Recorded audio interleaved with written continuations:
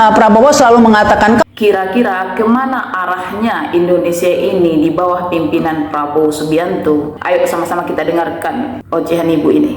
itu sebabnya di berbagai kesempatan Prabowo selalu mengatakan, kalau tidak setuju dengan saya, tidak suka dengan saya, nanti buktikan di 2029, jangan pilih saya lagi. Demikian juga tadi Hasim ya, di pidatonya juga, MBG tidak akan dihentikan kecuali nanti kalau Prabowo kalah ya di 2029. Sepertinya nantangin terus begitu ya 2029. Kayaknya sudah yakin banget bakal menang di 2029, atau mereka memang sudah merampok duluan ya selama 2029 ya. Indonesia mungkin udah nggak nyampe 2029 karena sudah dikeruk habis sebelum 2029.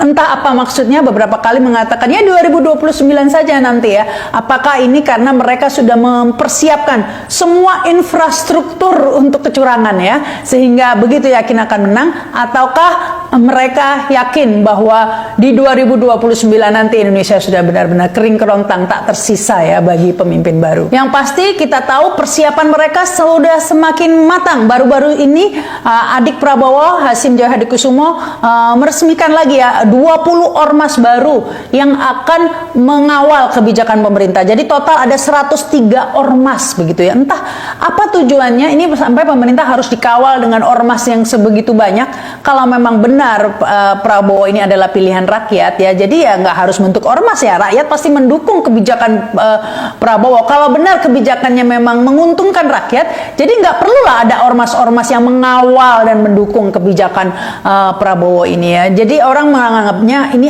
apa persiapan 2029 ya untuk kemudian jadi ajang adu domba konflik horizontal ya. Tentu semua boleh beranggapan seperti itu ya, karena itu yang kerap terjadi di setiap pemilu, betapa masyarakat dikotak-kotakan ya, dibentur-benturkan. Semoga ini tidak terjadi di 2029 nanti. Tapi saya kira saat ini masyarakat Indonesia sudah tidak bisa dikotak-kotakan lagi ya. Mereka sekarang sepertinya mayoritas sudah berada dalam satu kotak ya, menyadari kesalahan mereka memilih pemimpin yang seperti ini ya, kecuali kotak lainnya yang memang isinya adalah orang-orang yang memperoleh manfaat atau ada syarat kepentingan sehingga tidak mau jujur mengakui ya bahwa apa yang mereka lakukan ini benar-benar merusak negeri ini. Saya kira sebagian besar masyarakat Indonesia sudah menyadari ya, betapa tidak, karena setiap kita membuka media sosial selalu berita-berita yang muncul ini yang membuka, yang tidak bisa diingkari lah ya, betapa konyolnya pemerintahan ini ya.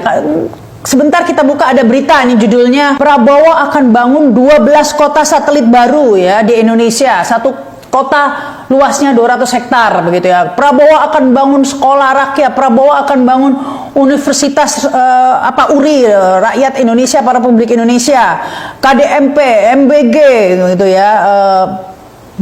Prabowo akan mengevaluasi buku-buku ya, berita-berita itu saja yang kita kerap baca ya di media sosial, sehingga saya kira semua orang yang berakal tahu ya ini arahnya sebenarnya kemana. Mudah-mudahan sekarang sudah tidak semudah itu lagi ya mengadu domba masyarakat Indonesia ya dengan ormas-ormas dan lain sebagainya.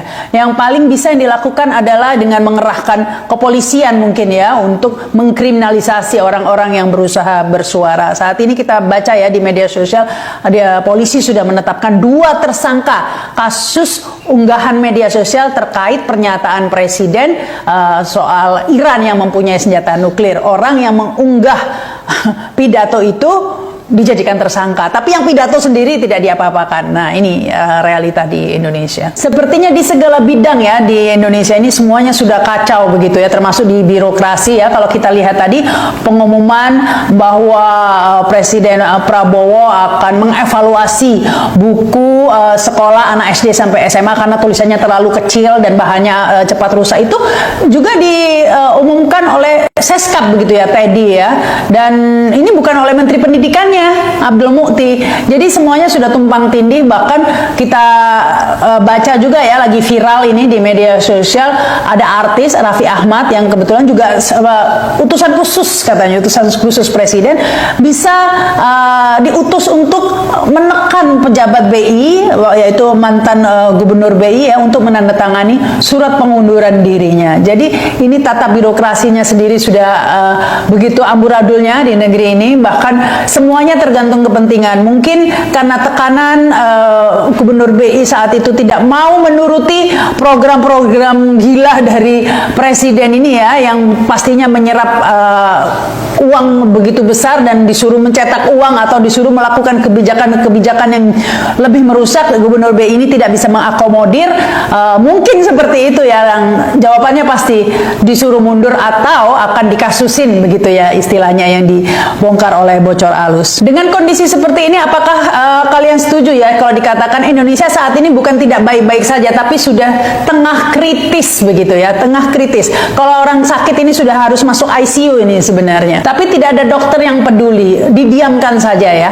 Padahal salah satu yang paling berwenang dalam hal ini DPR ya, ini bisa mengawasi, karena salah satu syarat utama jadi presiden itu adalah sehat jasmani dan rohani begitu ya. Nah, ini yang perlu dilakukan atau diawasi oleh DPR.